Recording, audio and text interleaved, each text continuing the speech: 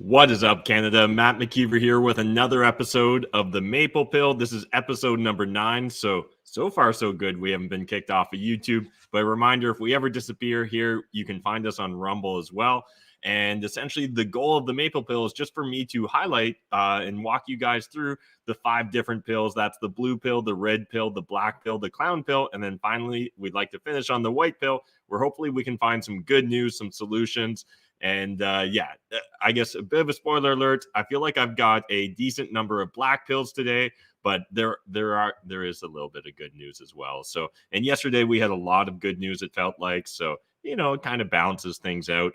But before we jump into some of our pill stories, the first thing I want to cover with you guys is a quick update here. So let's just jump into it. And I appear frozen. What is going on there? Interesting. Could someone let me know in the comments? Do you guys see me, or do you just see a frozen version of me? Let's try that again. All right, we've got me here, and then we switch screens, and it's frozen. All right. Well, I have no idea how I'm going to fix that. So we're just going to roll with it. It looks like at least I'm able to use my my screen share. So I guess you're just going to have to deal with a frozen version of me from some other period in time. All right, let's jump into it. This is from Blacklock's reporter. A few details on Laval Deal. So this is something that yeah, you guys are right. At least it's a better capture than it could have been, because I'm not even wearing the sweater right now. But a few details on Laval Deal. So this is something we covered earlier in the week, the $150 million field hospital that we've never used. And again, really appreciate Blacklock reporter and all the coverage they're giving on this. So the health minister yesterday could not explain a $150 million COVID contract from his own department to SNC Lavalin Group. The sole source deal was finalized almost 2 years ago for urgently needed mobile hospitals that were never used. This is obviously in support of the need of at the request of the provinces and territories. Duclos testifying at the Commons Health Committee. Duclos had no answer when asked why the contract was issued. What is the status of the mobile field hospital SNC Lavalin was contracted to produce? Asked Conservative MP Shelby Cramp Newman, the Hastings Lennox, Ontario representative. It was an example of the significant level of preparation that we did throughout the crisis, replied the minister. An unidentified Department of Public Works manager finalized the SNC Lavalin contract on April 9th, 2020, without notice to other bidders. A public call for tenders was not issued due to the urgency of the need as a result of the pandemic and an internal email. However, as late as September 9th, 2020, the Quebec contractor had still not fixed a delivery date according to staff emails. No formal request has been made by province or territory, wrote staff. This is no fixed delivery date at the moment. Internal records dated October 13th, 2020 disclosed no one wanted the field hospitals. No formal request had been made, wrote staff. So yeah, it seems pretty silly that we ended up spending all this money and never using it, and that we didn't get a fixed delivery date on it either. But again, that's just one of the examples of government wasting our money that I've got for you guys today. Let's jump into the red pill story, or the blue pill story of the day. Sorry, this frozen screen's messing with me a little bit, but I appreciate you guys hanging in there with me. As Omnicron fuels COVID fatigue, Canadians weigh the risks for themselves. I guess even before I get into this story, one of the things I want to highlight based upon this story is, honestly, guys, I guess take a step back. Have you ever heard of the Turing test? The Turing test is this idea that, if you were to put a human behind a curtain and put it against a computer, would they be able to tell whether they're interacting with a computer or another human?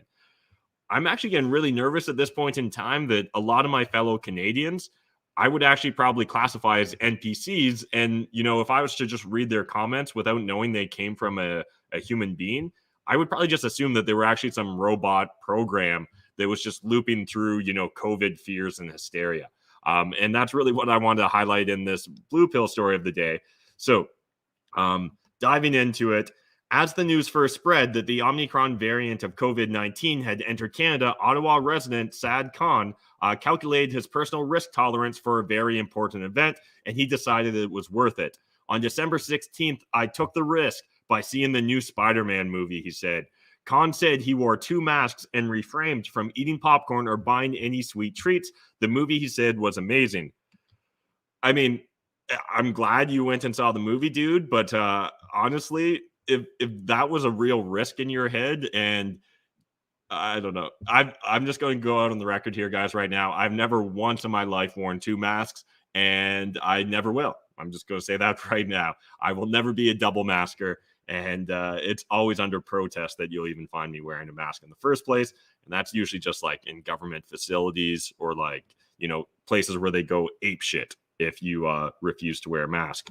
But going a little bit further into the story, one other part I just wanted to highlight here was Susan Murphy said in a message to Global News that she feels safest when she's staying at home in Ottawa. I will meet friends outdoors and distance, which is more challenging in the winter, Murphy said. Again, now, if you happen to be in a high-risk category group for COVID-19 and for severe illness or death, you know, I'm not throwing shade at you. But for the average person, this is ridiculous. And to be highlighting it and framing it this way, honestly, at this stage in the pandemic, to me is just, I don't know. It just feels like you're trying to milk a dry cow here at this point in time. We're done with it. And honestly, if it turns out that there's still actually a ton of NPCs out there that aren't done with it, yeah, just, I don't know. It's wild to think that this is still a thing at this point in time. But let's talk about essentially what was announced, the Ontario's planned timeline to lift COVID-19 restrictions. There's just a handful of things I wanted to highlight here. A couple of them I kind of found funny, but January 31st, social gatherings can increase to a maximum of 10 people indoors and 25 people outdoors. Honestly, if you're restricting your gatherings at this stage, again, I don't know, you're an NPC in my world. And they're saying that, you know, indoor public settings, including restaurants, bars, retail stores, all that good stuff, is at a 50% capacity. Spectator areas of sporting events, concert venues, and theaters can operate with no more than 500 people, with smaller venues limited to half capacity. And starting February 21st, social gatherings will be limited to 25 people indoors and 100 people outdoors, and spectator capacity at sporting events, concert venues, and theaters will be capped at 50%. Further on in the article, I just want to highlight this. So this was still under February 21st. Nightclubs, wedding receptions, and spaces with dancing, bathhouses, and sex clubs must limit capacity to 25% and maintain proof of vaccination rules. Well, I'm really glad that they're making sure that the sex clubs have vaccination passports in place, because that's obviously going to stop the spread of COVID. March 14th, proof of vaccination will still be required in places that currently require it. And so that's one I really wanted to hit on here. You know, while it seems like they're going to very begrudgingly start opening up Ontario, they still want to keep vaccine passports around, which again seems ridiculous when we've got, you know, Britain, you know, I guess the mother country in the Commonwealth, announcing that they were done with masks, that they weren't going to be enforcing vaccination IDs or anything like that in the near future. And yet here in Canada, essentially at this point in time, it kind of feels like Canada and Australia is going to be in a death match to see who can out authoritarianize each other, tyrannize each other. I don't know. They're essentially going to see who can be the crazier country and hold on to COVID restrictions as long as possible. Right now, I'll be honest, I'm going to give it to Australia at this stage, but not for a lack of trying on Canada's part. Again, Canadians are definitely still doubling down on it.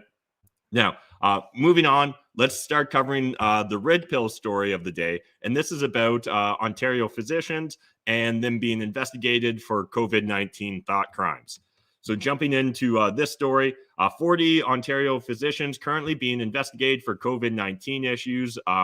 And reminder, guys, links in the video description down below to all the different stories and links that I'm going to be sharing with you today. And don't let this be the end of your due diligence. Really just let this be the beginning, the starting off point of your adventure on the red pill. But More than 40 physicians are currently being investigated by the College of Physicians and Surgeons of Ontario for promoting unproven treatments for COVID-19 or sharing unverified information about vaccines, Global News can reveal. The revelation comes after Ontario Health Minister Christine Elliott publicly urged the CPSO to crack down on a group of doctors accused of spreading unverified medical information about the vaccines after the situation was brought to light in a Global News investigation. During a press conference on Wednesday morning to update Ontarians on the province's fight against the Omnicron variant, Elliott labeled the reports extremely concerning. At a time when it's never been more important for Ontarians to have confidence in the safety and effectiveness of vaccines, this is unacceptable, she said. So, if the doctors are truly spreading, verifiably false information, that is of a concern. However, if they're just sharing studies that the current government doesn't particularly enjoy, or they're sharing different opinions, again, there is a difference between an opinion and a fact. And I think it's important to understand that, at least in the pre-COVID world, it was quite common for you to sit down with your medical doctor, for you to get the facts and their opinion on your personal situation, and for you to make an informed decision on your own medical situation and your own choices at that point in time. However, that narrative seems to just really be grinding the gears of the politicians. And one last little piece from this article I wanted to highlight for you guys. Global News' investigation revealed that a number of doctors, mostly located in BC and Ontario, are sharing unverified information on blood clots and myocarditis side effects, while others have been accused of issuing false medical exemptions for wearing a mask or receiving a vaccine. Several have claimed the vaccine kills children. So again, the devil's in the details here. Has the vaccine caused death in children? I don't think that it's, revolutionary to say that there are side effects to the vaccine and people have been significantly harmed by it. Myocarditis does seem to be a serious issue, particularly for younger people, particularly for young men. And when we're talking about, people getting exemptions for masks, what is an appropriate exemption? Right. And I think that that's something worth exploring here. Now, again, as we mentioned in a previous story we covered earlier in the week, if these individuals are just gouging their patients in order to charge large fees to get these exemptions, I think that's wrong. But if they were just charging the normal amount to get a letter from your physician, and they came to the conclusion that this person, warranted a mask or a vaccine exemption, I don't know. I'm interested to see how this all plays out, I guess.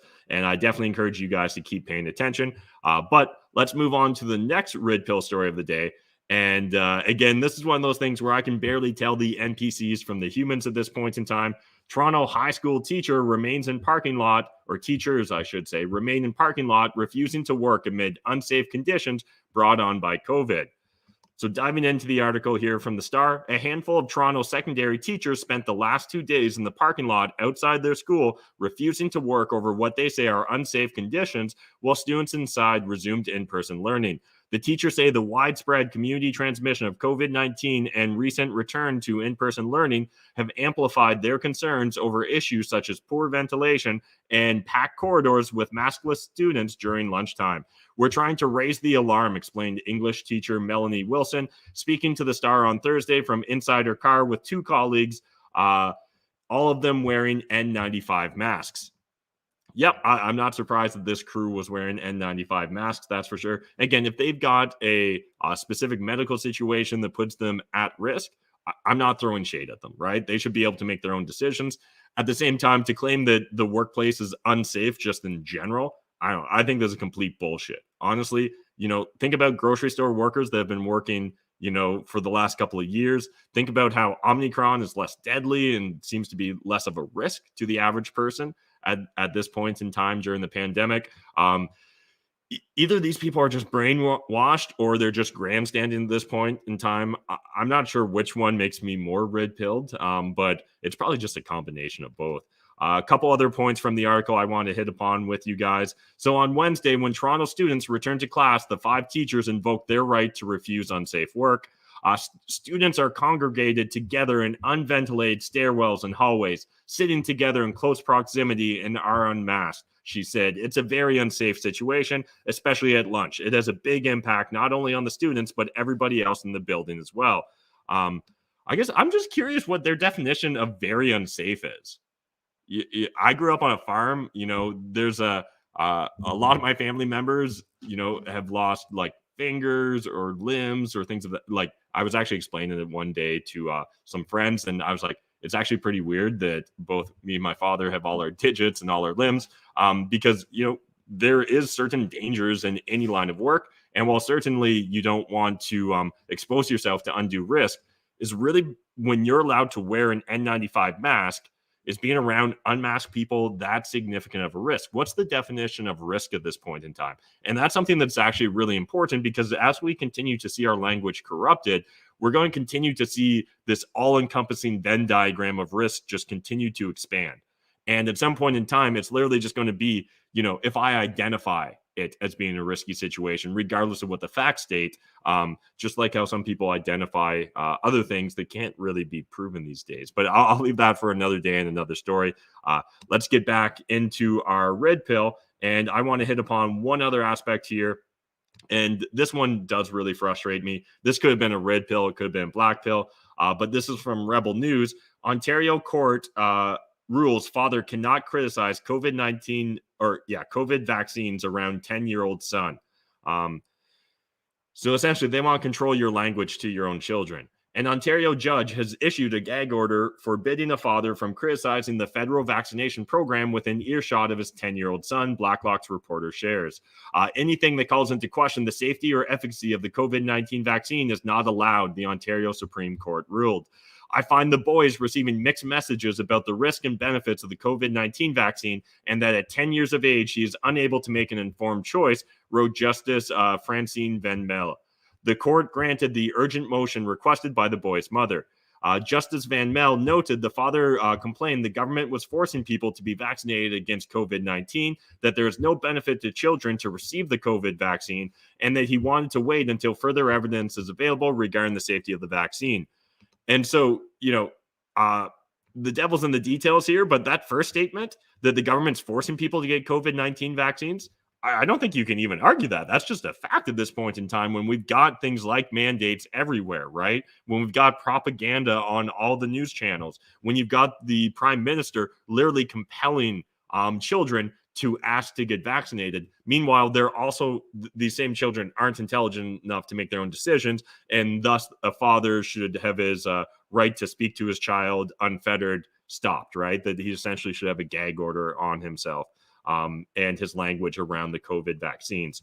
Justice Van Melle ruled that the mother could vaccinate her son, and went further in issuing a gag order prohibiting the father from questioning the government's vaccine program with his son. He is not to tell or suggest to the boy directly or indirectly that COVID-19 vaccines are untested, unsafe, or ineffective, or that he is particularly at risk from them.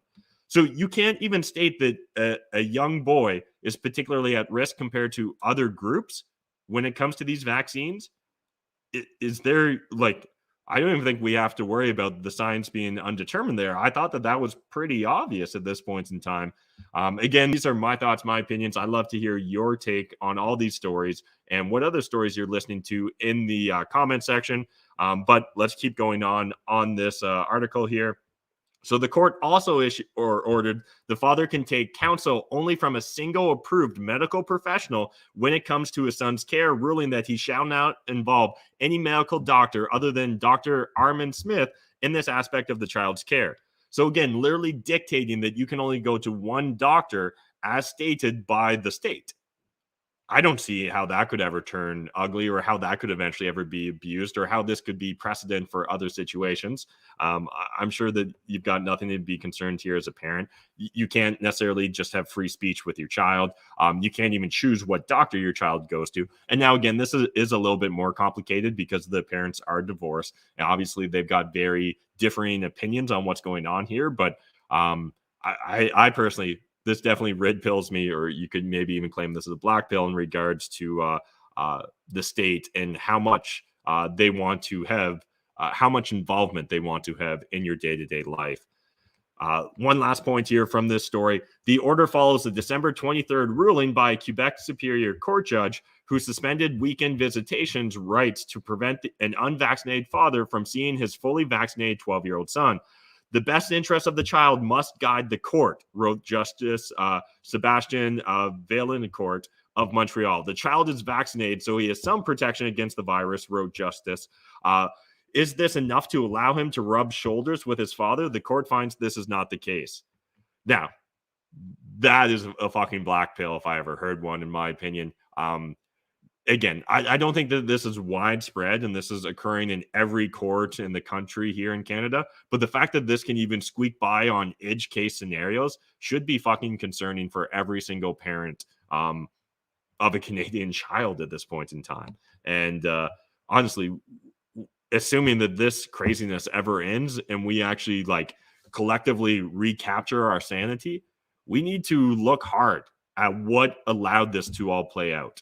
And I think there needs to be consequences to individuals that were so willing to sacrifice all freedoms for just a hint or a hope of safety. But that's enough red pills. Let's move on to the black pill next. And this first one, again, I don't know. This is just, this is wild. So Ontario school teacher kicked from, and this is from the Post-Millennial, Ontario school teacher kicked from meeting for questioning pro-trans child's books. This is something you hear regularly about going on in the United States, a little bit less common, it seems like, in Canada, but just because we don't hear about it all the time doesn't mean that it isn't slowly seeping into our school system here in Canada as well. So a Waterloo Regional District School Board teacher was removed from a virtual board meeting after comments that were deemed transphobic, allegedly breaking the Ontario Human Rights Code. Kitchener teacher Carolyn Burjowski raised concerns during the meeting that a character in a book called Rick, who is a child, may not have sexual feelings yet, despite another character stating that they think about naked girls. Further on in the article, while reading the book, I was just thinking maybe Rick doesn't have sexual feels yet because he is a child. It concerns me that it leaves young boys wondering if there is something wrong with them if they aren't thinking about naked girls all the time. What message does this send to girls in grade 3 or 4? They are children. Let them grow up in their own time and stop pressuring them to be sexual so soon. 100% fucking agree on that. Like, I don't know. I'm sure my memory isn't 100% or 2020, but in grade 3 and grade 4, we definitely weren't thinking about sex. We weren't talking about being sexually attracted to the other sex. And, you know, yeah, I don't know. Maybe just growing up in a rural school, we were late bloomers, but I feel like it was several years on further in grade school before that even started bubbling up to the surface.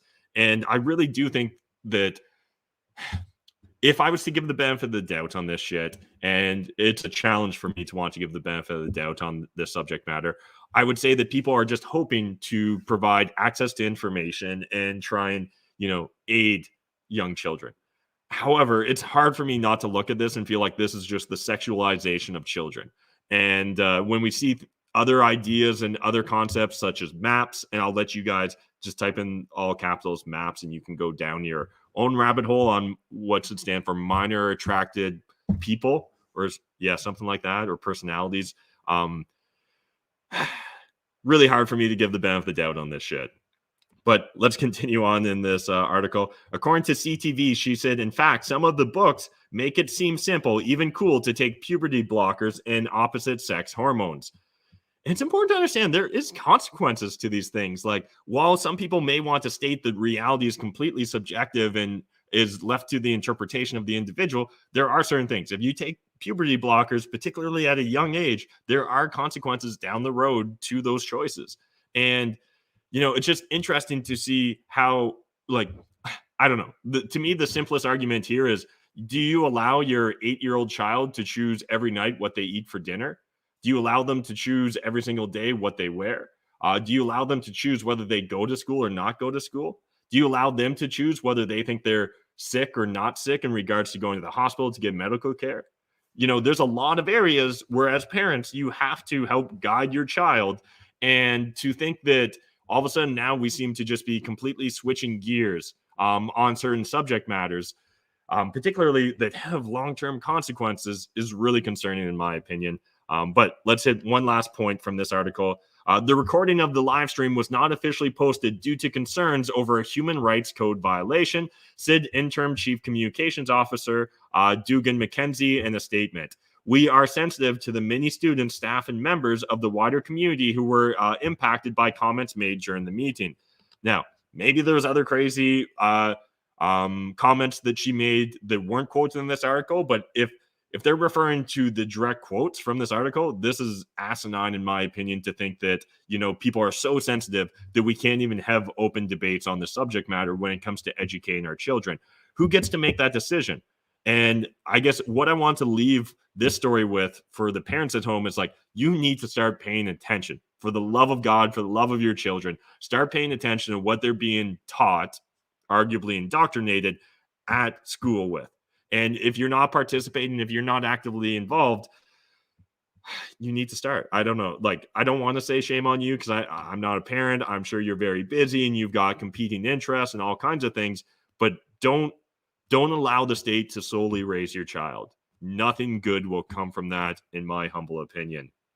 Now, moving on, let's get into another black pill story here.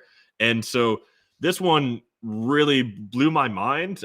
This is a story essentially involving a disgruntled employee that worked for a contractor that was hired at times by the Canadian government, particularly around shipbuilding, who essentially decided he wanted to try and become a Chinese spy. And we bungled it so much that it just took too long for us to try and charge him. So now he's getting away scot-free, essentially. And that'll really scare China from wanting to spy on us in the future. But let's cover this crazy article. I'm ready to risk everything. Documents from failed prosecution detail GTA engineers' alleged offer to spy for China. And it's really not that alleged because there's direct quotes in here that I don't know how you could interpret as anything but that.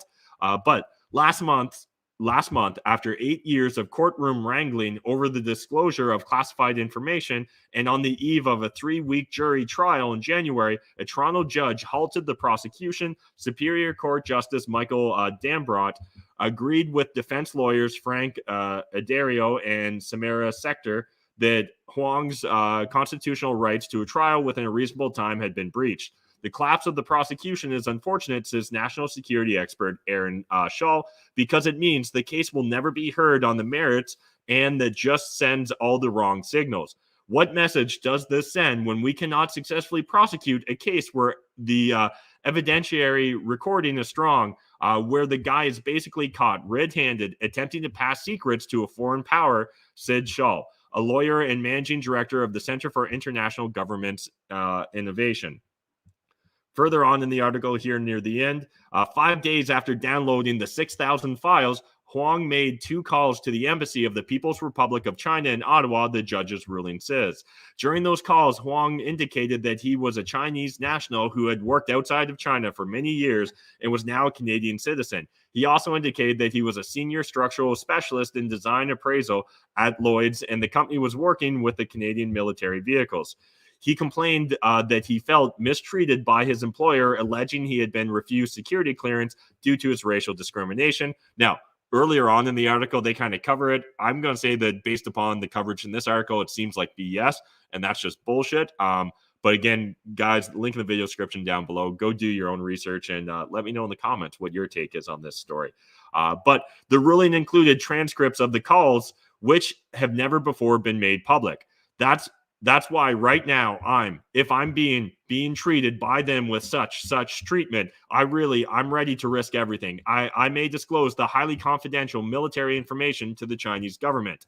I'm serious. I'm ready to risk everything. What information I have, everything I have, I'm willing to be or paramount service to the Chinese government. Seriously, if the Chinese government is interested in redacted, requires my assistance, I don't hesitate at all. I will, for the sake of the Chinese people, everything about Canadian military vessels. Yeah, he's alleged to want to be a spy. But, we weren't able to pull it together in order to actually successfully pull off the prosecution. Freaking wild. One last point I wanted to make here. Bijlow wrote there was sufficient evidence that the act of contacting the Chinese embassy and offering his services and accepting the cell phone and UPS drive from the undercover officer was enough to justify Huang to stand trial. Yet that never happened. In 2020, prosecutors withdrew 2 charges relating to the phone calls, and then last month, Dambrot stayed the remaining 2 charges relating to Huang's conversations with the undercover officer. Maybe there's crazy details behind the scenes that we're not privy to, but for the love of God, on the surface, that seems bad. It seems really actually freaking embarrassing, in my opinion. But enough black pill. Let's move on to the clown pill because there's lots to laugh about in regards to Canada as well. And the first story here is from Blacklocks, and essentially $82 million budget item, a mystery. The Treasury Board says it does not have a single document, email, or memo explaining an $81.9 million budget line item to promote vaccinations in the public service.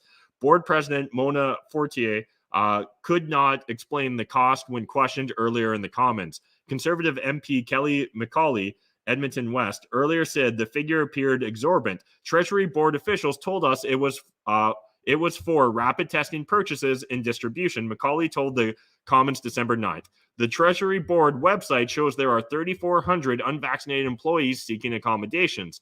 That works out to $24,000 per employee for rapid testing. How does the government justify this? Yeah, how the fuck do they actually justify $24,000 per employee? But wait, it actually gets worse. At the bottom here, no Treasury Board manager to date has explained the $81.9 million budget. The funding was to cover 4-month period expiring March 31st. So they were going to spend $24,000 per unvaccinated employee for a 4-month period. Just let that sink in. Like, they don't respect you. They don't respect your money. They don't respect budgets. It's wild at this point in time, but let's move on because I actually do have one more clown story for us. And this is actually, shockingly enough, from Vice News. So Shell's massive carbon capture plant is emitting more than it's capturing. Yes, you heard that right. A first of its kind green shell facility in Alberta is emitting more greenhouse gases than it's capturing, throwing into question whether taxpayers should be funding it, a new report has found. Shell's Quest carbon capture and storage facility in Alberta tar sands captured 5 million tons of carbon dioxide at its hydrogen-producing plant in its Scotford complex between 2015 and 2019. But a new report from human rights organization Global Witness found the hydrogen plant emitted 7.5 million tons of greenhouse gases in the same time frame, including methane, which has 80 times the warming power of carbon during its first 20 years in the atmosphere and accounts for about a quarter of man-made warming today. I mean, give or take, it took in 5 million and it put out 7.5 million. Doesn't look great on the surface. So we'll see how this all develops down the road, but I couldn't help but include that in our clown pill story of the day because seems ridiculous that capturing carbon, we accidentally emitted 50% more carbon than we captured. But good news, I do actually have a white pill story for you guys. This one's not getting the media attention it should be. It just seems like mainstream media, the corporate press, is trying to kind of hide this. But Coronavirus Digest travel bans ineffective. Who says? So the World Health Organization said bans on international travel have proved ineffective. So yeah, they're literally saying it's ineffective now to have these travel bans. And further on, the World Health Organization on Wednesday said international travel bans do not provide added value and continue to contribute to the economic and social stress of countries. In a statement issued after a WHO meeting, the UN Health Agency said travel restrictions that were introduced to curb the spread of the Omnicron variant of the coronavirus demonstrated the ineffectiveness of such measures over time. Thankfully, though, here in Canada, we just locked down all our truckers that are unvaccinated. But yeah, I don't know. Again, it was a little bit of a struggle, honestly, for me today to find white pill stories. Maybe I just blew through too many white pills yesterday. But to kind of supplement the lack of white pills I've got, I did want to share with you guys some other great Canadian content creators, because I know it's sometimes hard to find other Canadians that are like-minded, that have a similar opinion. You guys have probably heard of my buddy Mark at Canada Poly before, but if you haven't, I really encourage you go check him out on Rumble. He's also got his website, CanadaPoly.com. Every single day, he's posting a live stream where he's kind of sharing his opinions and different news topics. He covers a breadth of different subject matters. And again, I just really like what Mark's doing. So go give him a sub, shoot him a Rumble, all that good stuff. And then if you guys haven't heard of Viva Frey, I really want to encourage you to go check him out on YouTube. He's got great little videos he puts together, as well as some longer live streams where he's often talking with other lawyers and diving a little bit deeper into some of the details. And he's often covering a lot of what's going on in Quebec and Montreal as well. So again, if you guys haven't checked out either of these two great Canadian content creators, please go do so, because again, we need more great Canadian content creators out there, and we need to have more people supporting them as well. Finally, I've got the meme of the day, and I really enjoyed this one. This is a point of view. It's 2023, and you've been banned from every social media platform on the internet, but the shit posting must go on. And essentially, I think this is the craziest ham radio setup I've ever seen, which actually, I actually want to eventually get a ham radio setup here in the Citadel as well. So if any of you guys are ham radio experts or like amateur radio experts, I'm not even sure what ham radio actually stands for, but I'm pretty sure that relates to amateur radio. Slide into my DMs, send me an email, get in touch somehow, because I'd love to pick your brain and get your perspective. But before we wrap up here, I am going to share the chat, assuming that this is going to work, and love to see what you guys are thinking, what you're currently following. So we've got Bite Hunter. Appreciate you always in the comment section there, bud. Peter's there always as well. Benjamin, appreciate it. Nice capture though. Ha ha ha. Yeah, I literally don't know what was going on with that screen share. We'll try and get that fixed for the next time, but certainly there are some growing pains here. Bite Hunter said, sex clubs have to worry about AIDS, herpes, syphilis, gonorrhea, and now COVID. Yes, absolutely. I feel for the father. That is terrible. 100% agree, Benjamin. It's really concerning. And again, I think the thing of greatest concern is just what a slippery slope we find ourselves on. If people don't speak out, the judicial system, politicians, the administration, they're all going to think that this is acceptable and that the average Canadian's okay with it.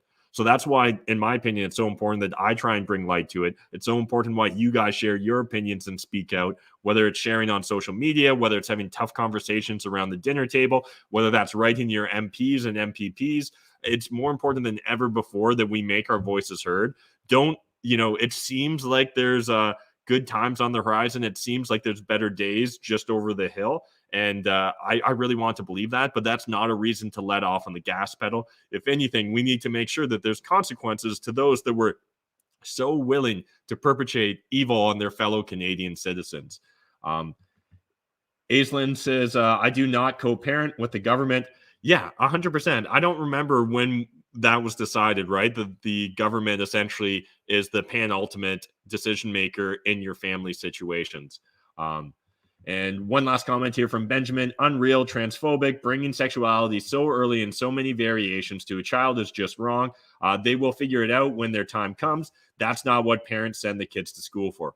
100% agree. Call me old-fashioned, but I really like the idea of, reading, writing, and arithmetic, the 3 R's. And yeah, I know writing actually starts with a W, but I'd much rather see the schools doubling down on that and getting that right first before they start expanding their curriculum. Now, at the same time, I do think definitely in generations past, a lot of parents didn't do any sort of sex ed or, didn't really help explain to their children at all what's going on through puberty. I think that honestly, as a parent, you're doing a disservice to your child if you're just going to let them figure it out on their own.